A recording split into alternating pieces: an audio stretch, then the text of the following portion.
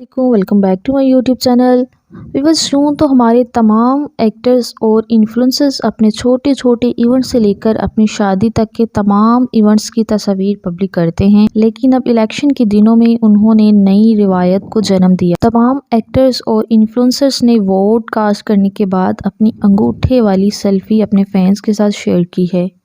Indirect वो ये message देना चाह रहे हैं कि वोट एक फरीज़ा है, अदा करना चाहिए।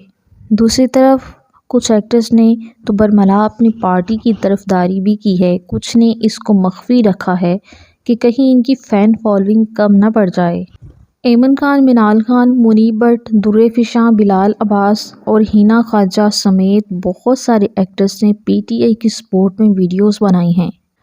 आप किसको सपोर्ट करते हैं और आपने किस पार्टी को वोट कास्ट किया है? कमेंट सेक्शन में लास्ट में बताइएगा। मिलते हैं किसी और इन्फॉर्मेटिव वीडियो के साथ, तब तक के लिए बाय बाय।